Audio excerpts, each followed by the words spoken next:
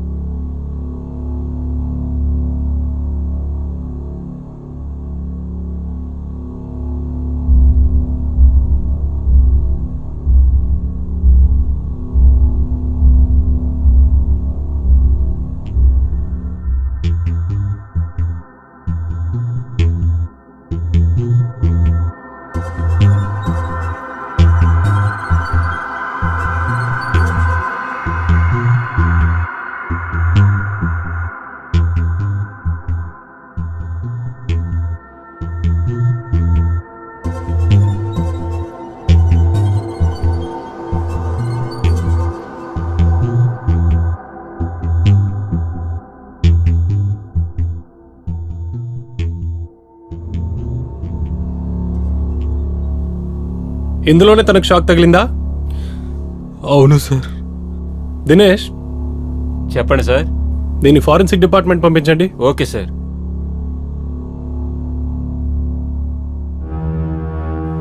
మీరే నాకు కాల్ చేశారా? మీరేమవుతారు? నేను తనకి భర్తను సార్. తను మా అమ్మ, ఇక ఆయన మా నాన్నగారు సార్. మీ పేరేంటి? నా పేరు గోపాల్ సార్. మీరు రండి, మిమ్మల్ని కొంచెం విచారించాలి. Yes sir. Dinesh, yes sir. అంబులెన్స్కి ఫోన్ చేయండి. Okay sir. బాడీ రిపోర్ట్స్ అన్ని రెడీ చేసి పోస్ట్ మార్టంకి పంపించండి. పంపిస్తా సార్. అలాగే ఫోరెన్సిక్ డిపార్ట్మెంట్ కూడా ఇన్ఫార్మ్ చేయండి. ఇదంతా ఎప్పుడు ఎలా జరిగింది?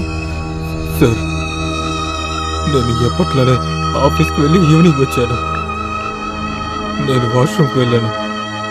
నాన్నగారు కూడా ఎప్పట్లానే ఈవినింగ్ వాకింగ్కి వెళ్ళొచ్చారు. అమ్మ అమ్మ కిచెన్లో టీ వేస్తూ ఉన్నారు. తర్వాత నా వైఫ్ ఇక్కడే ఈ టేబుల్ ఐరన్ చేస్తూ ఉంది. నేను వాష్రూమ్ నుంచి వచ్చి చూడగానే షాక్ అయ్యాను. చూస్తే తన ఇలా కింద పడిపోయి ఉంది. నేను వేగంగా పరిగెత్తుకుంటూ వచ్చి ఆ ప్లగ్ని లాగేశాను. కానీ తను ఈలోపే చనిపోయింది సార్. ఆ తర్వాతే సార్ నేను మీకు కాల్ చేశాను.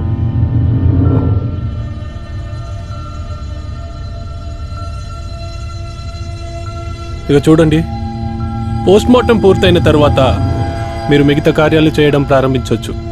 కొంచెం ధైర్యంగా ఉండండి. రిపోర్ట్ తీసుకోవడానికి మీరు పోలీస్ స్టేషన్ రావాల్సి ఉంటుంది. ధైర్యంగా ఉండండి. దినేష్, ఇన్ఫార్మ్ చేశారా? సార్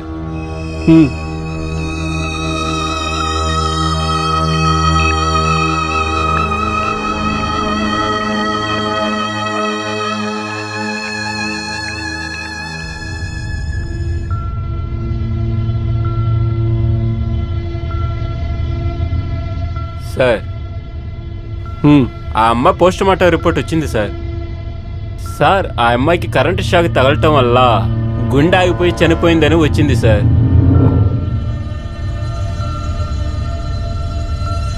దినేష్, చెప్పండి సార్. మనం ఆ ఇంటికి వెళ్ళినప్పుడే ఒకటి గమనించాను. ఆ ఐరన్ బాక్స్ వైర్ చూస్తే అది 2 మీటర్ల లెంత్ ఉన్నట్టుంది. ఆ స్విచ్ బోర్డ్ నుండి టేబుల్ కూడా దాదాపు 2 మీటర్ల దూరంగా ఉంది. దీని ప్రకారం చూస్తే ఎలా అమ్మాయి ఆ ఐరన్ బాక్స్ నుంచి షాక్ తగిలి చనిపోయిండొచ్చు అంటావు దినేష్?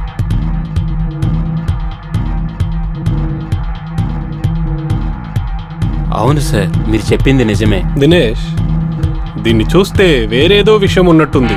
ఇప్పుడు ఖచ్చితంగా చెప్పలేము. అవును సార్. నమస్కారం సార్. నమస్తే సార్. నేను ప్రియా వాళ్ళ నాన్ని. సార్, నా కూతురికి ఏమైంది సార్?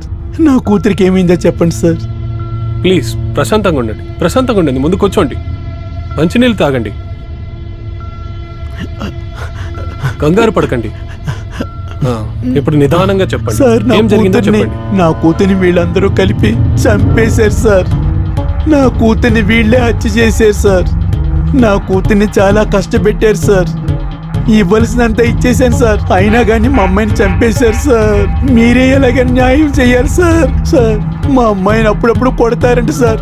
చాలా టార్చర్ చేస్తారంట. వాళ్ళు నాతోనే చెప్పారు సార్, ఆస్తి ఇవ్వకపోతే మీ అమ్మాయిని చంపేస్తామని అన్నారు సార్. ఇప్పుడు నేను చంపేశారు సార్. మా అమ్మాయికి న్యాయం జరగాలి. మీ వల్లే సాధ్యం అవుతుంది చూడండి సార్. సార్, మీరు ధైర్యంగా ఉండండి. కాస్త ప్రశాంతంగా ఉండండి. దీనికి సంబంధించి ఒక కంప్లైంట్ ఇవ్వండి. నేను వెంటనే యాక్షన్ మీకు తీసుకుంటాను. పుణ్యం ఉంటుంది సార్. మీకు రుణపడి ఉంటాను సార్.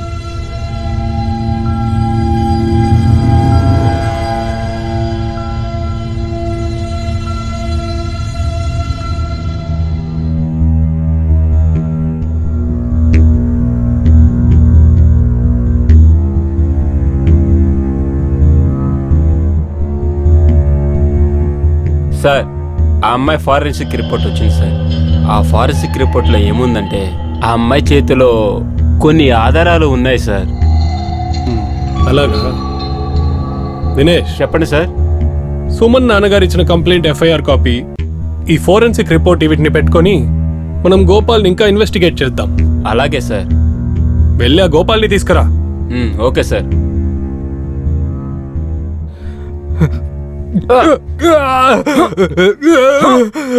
అమ్మాయి చేతి వంట తిని బాగా ఉల్లి పెంచావా? చెప్పరా? సార్ నాకు తెలియదు సార్. రేయ్, ఎందుకురా నీ భార్యని చంపావు? సార్ నేనే చేయలేదు సార్. నిజంగానే చెప్తున్నాను సార్. నాకేం తెలియదు సార్. ఏం తెలీదా? చెప్పు.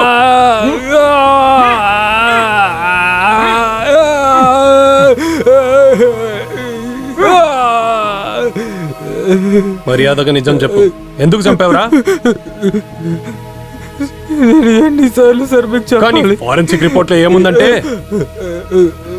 నీ భార్య సుమన్ చేతుల పైన మీరు తన్ని హింసించిన ఆధారాలు దొరికాయి. ఇంకా సుమన్ నాన్నగారు ఇక్కడికి వచ్చి అంతా చెప్పేశారు. మీరు కట్నం కోసం తనని ఎంత టార్చర్ పెట్టారని. ఇంకా మీ డాక్టర్ ఉన్నాడు కదా అభిషేక్ ప్రసాద్, వాడు కూడా అంత నిజం కక్కేశాడు. నీ భార్య దగ్గర ఏం తక్కువ లేకుండే, అంత నీ దగ్గరే. ట్రీట్మెంట్ నువ్వే తీసుకుంటుండే, తన కాదు. చక్కగా నిజం చెప్పావంటే మా దెబ్బలు తినకుండా బతుకుతావు.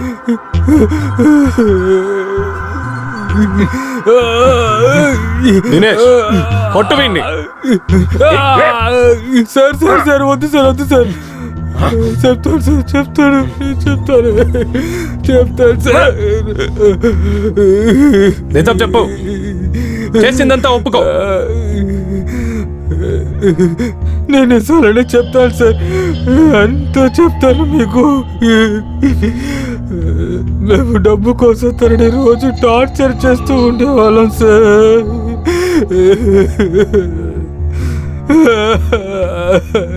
తర్వాత తన నాన్నగారి దగ్గర నుంచి చాలా డబ్బులు తీసుకున్నాడు సార్. ఈసారి వాళ్ళ నాన్నగారు మాకు అసలు డబ్బుల్ని పంపించలేదు.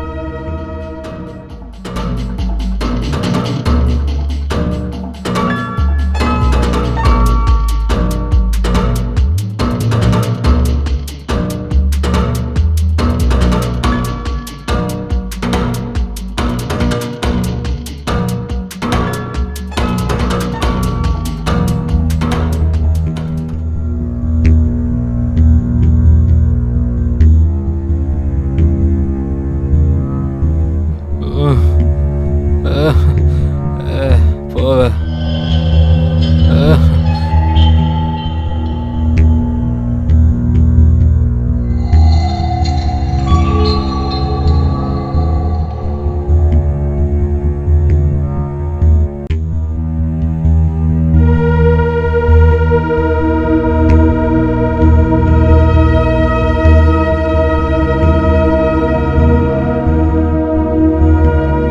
మీరేంటండి ఈ షర్ట్ వేసుకున్నారు?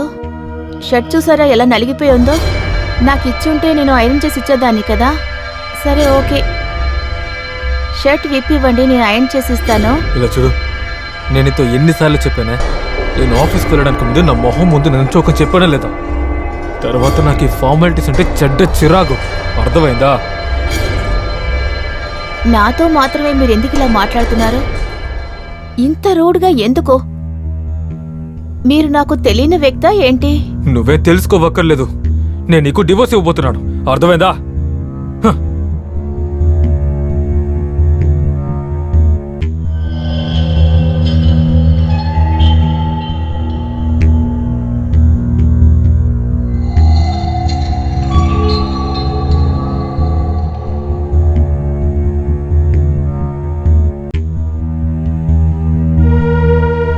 ఏరా గోపాల్, చెప్పండి నాన్న. నువ్వు కోడల దగ్గర డబ్బులేమైనా అడిగి గొడవ పెట్టుకున్నావు ఏంటి? నాన్న, అది ఏంటంటే మాట్లాడాను, కానీ ఏవి సరిగ్గా రాలేదు. ఏమి కాదనిందా? వీడి వల్ల ఏమీ కాదు, నేనే తన్ని పిలిచి అడుగుతాను. అలాగే పిలు. ప్రియా, ప్రియా, కూర్చో. ఏమైంది ప్రియా? డబ్బుల గురించి మీ నాన్నతో ఏమైనా మాట్లాడావా?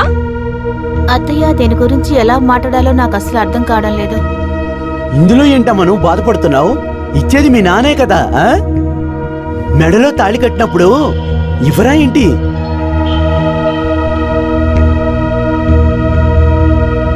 కానీ మావయ్య గారు ఇంతకు ముందంతా మనం అడిగినప్పుడల్లా డబ్బు ఇస్తూ ఉన్నారు కదా. నన్ను మళ్ళీ మళ్ళీ వాళ్ళని ఎలా అడగమంటారు? మీ నాన్న కానుకలేం గొప్పగా ఇచ్చేలేదులే. మాలాంటి అత్తమావులు నీకెక్కడైనా దొరుకుతారా? ఇప్పుడు అర్జెంటుగా డబ్బులు అవసరం అవుతున్నాయి, ఆ మాత్రం కూడా ఇవ్వలేరా? అత్తయ్య గారు, ఖచ్చితంగా మా నాన్నగారి దగ్గర డబ్బు లేదు. సరే, డబ్బు ఇల్లుంది కదా, ఇవ్వాలనుకుంటే ఇల్లు అమ్మి కూడా ఇవ్వచ్చు కదా. మ్మ్.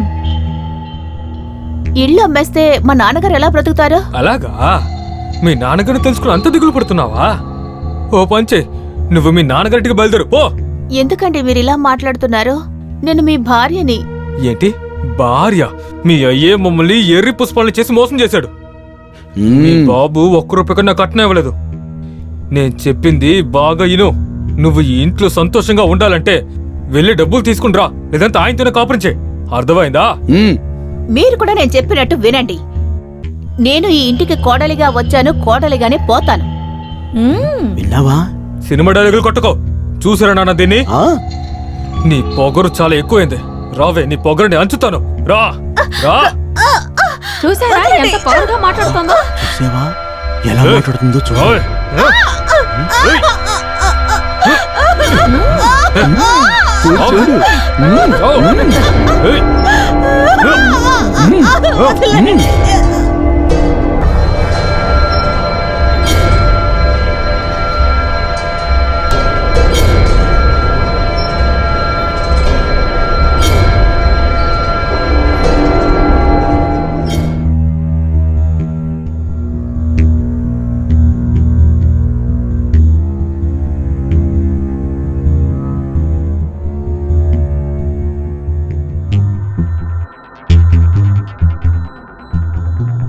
వర్మగారు ఏం చెప్పారంటే వాళ్ళ అమ్మాయికి డైవోర్స్ అయిందని చెప్పారు.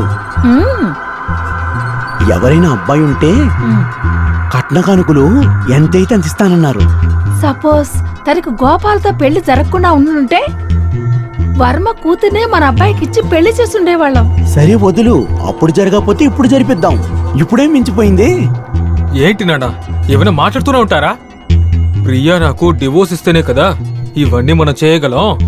తను నీకు డైవర్స్ ఇవ్వనే వదు. ఈయనేదో చెప్పాలనే చెప్తున్నాడు కాబోలు. వెనకటికి ఏదో చెప్తారు కదా, ఒకవేళ బ్యాగు లోపల బట్టలు పెట్టలేకపోతే అది ఎలా పెట్టాలో నాకు బాగా తెలుసు. కాదు, ఆ బట్టలు బ్యాగు లోపల ఉంటే ఎప్పుడూ మంచిది. ఏంటి నాన్న మీరు బట్టలు బ్యాగు అని మీరు అసలు ఏం మాట్లాడుతున్నారు? నాకు ఇరిటేషన్ తెప్పిస్తున్నారు. నీ పైన నాకు చాలా సందేహంగా ఉందిరా, నువ్వు నాకు పుట్టేవో లేదో అని. వీడు మీకే పుట్టాడు 100%. ఒరే పిచ్చనా కొడుకా, కోడల్ని నీ నుంచి దూరం చేయడానికి నేను మాట్లాడుతున్నాను. అరే నా అయ్యా, ప్రియా నాకు డివోర్స్ ఇస్తేనే ఈ పనులని మనం చేయగలం. ఒరే పిచ్చవాడా, నా కోడల్ని ఈ లోకం నుంచి పంపుదామని మాట్లాడుతున్నా. అదేలా నాన్న? చెప్తా. ఏంటంటే కోడలు ఇస్త్రీ చేస్తూ ఉంటుంది, అప్పుడు దానికి షాక్ కొడుతుంది, దానివల్ల అది చచ్చిపోతుంది.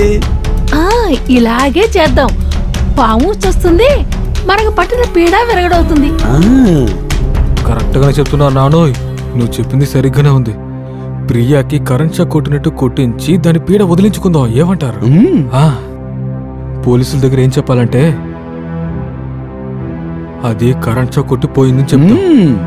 సరే సరే, ఇప్పుడు చెప్పండి, దాని గ్యారంటీ ఏంటి? వర్మ తన కూతుర్ని మన గోపాలకిచ్చి పెళ్లి చేస్తాడని. 100% తప్పకుండా చేస్తాడు. ఇది వేరే విషయం. వర్మ ఏం చెప్పాడంటే వాడు కూతురు గర్భవతి అయిందంట. పెళ్లి కొడుకు ఎలా ఉన్నా పర్వాలేదంట.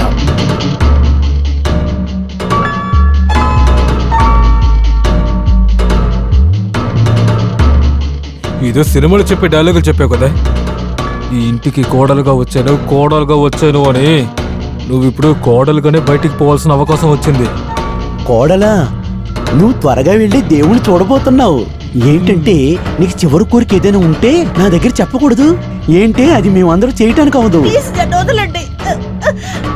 అదేంటంటే నువ్వు ఇక్కడ ఉన్న వలన మాకేది మంచి జరగటం లేదు. నువ్వు ఇక్కడి నుంచి వెళ్ళావంటే మాకు లెటర్ తగులుతుంది. మా కోసం మాకు కొంచెం చేసి పెట్టవా?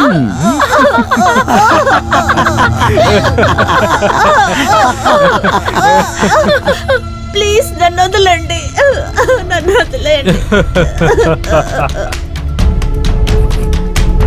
దయచేసి నన్నేమి చేయకండి. చేయలే, పట్టుకోరా. ప్లీజ్ నన్నేమి చేయకండి. వదలండి.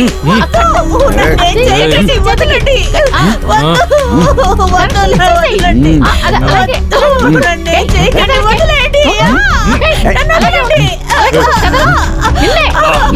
ఎందుకు చేతులు లాక్కుంటున్నావు? ప్లీజ్ నన్ను వదిలేయండి. నన్ను వదిలేయండి.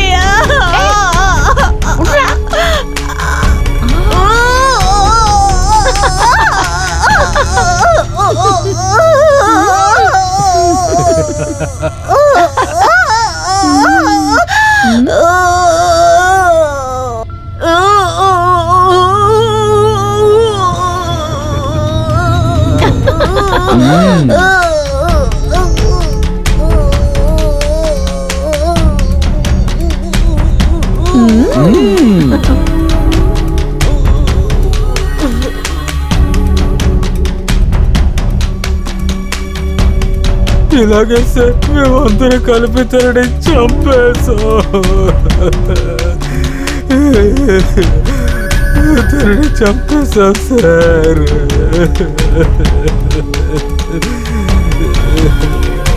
సార్ మా అమ్మ నాన్న ఆశపడింది ఏమిటంటే నేను ఇంకొక పెళ్ళిని చేసుకోవాలని. అలా చేస్తే మాకు కట్నం ఎక్కువ వస్తుందని సార్, అందుకే చేశారు. దినేష్ సార్, వీడిని కోర్టుకి తీసుకెళ్ళడానికి ఏర్పాట్లు చేయి. ఇంకా వీడి తల్లిదండ్రులను కూడా తీసుకురా. అలాగే సార్. అలాగే సార్.